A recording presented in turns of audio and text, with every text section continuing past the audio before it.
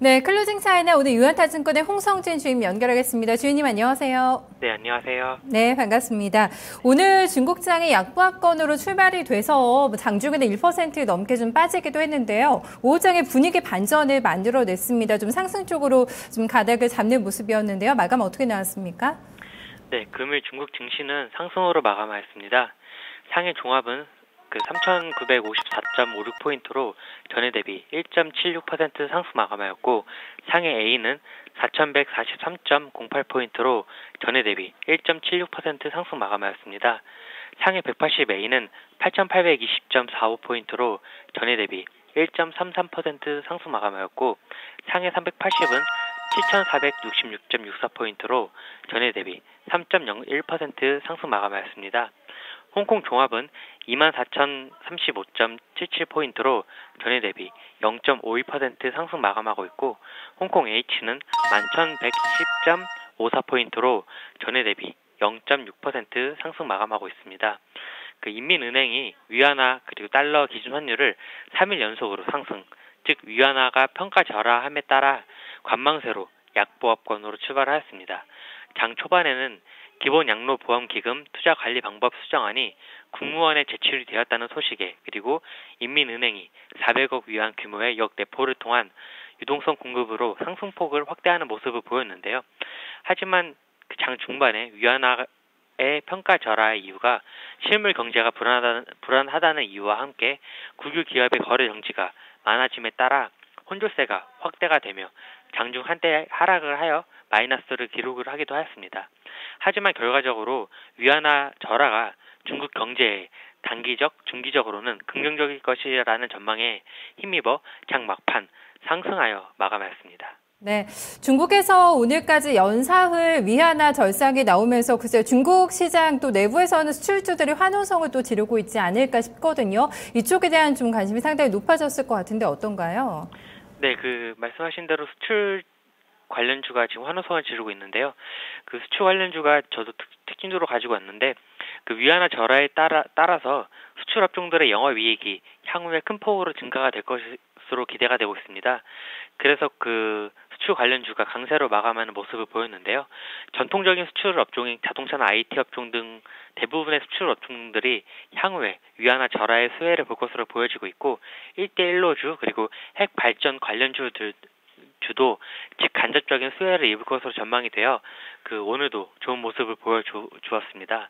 그리고 향후에 그런 투자 아이디어 중에 하나로 위안화 절하에 따른 그런 수혜를 입을 업종 위주로 투자를 하시는 것도 좋은 아이디어가 될 것으로 보이고 있습니다.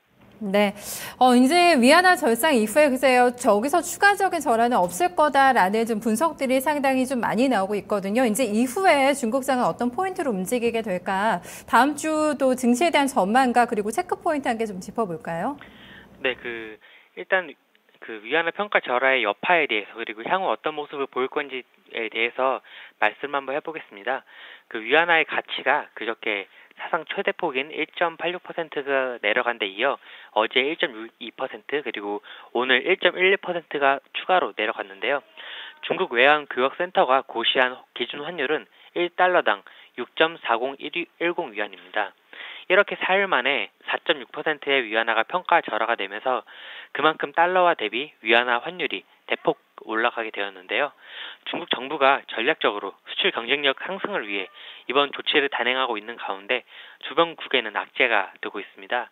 근데 이 같은 위안화 평가의 절하 이유가 경기 부양이 목적이라고는 하지만 사실상 중국 위안화의 국제화, 더 나아가서는 중국 위안화를 기축통화를 만들기 위한 전략이라고 보는 시선이 많은데요.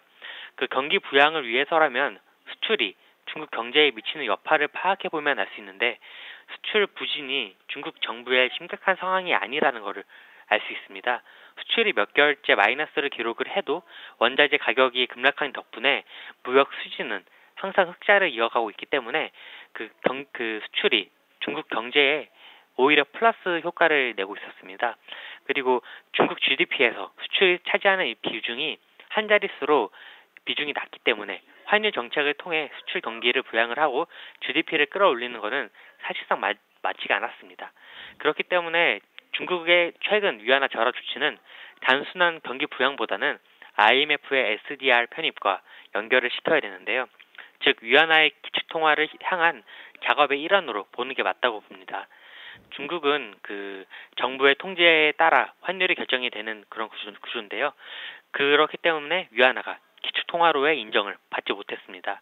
중국 정부는 환율 정책 개선에 대한 IMF의 요구를 받아들여 이번 위안화 절하를 통해 기준 환율 선정 방식을 개선을 하였고요.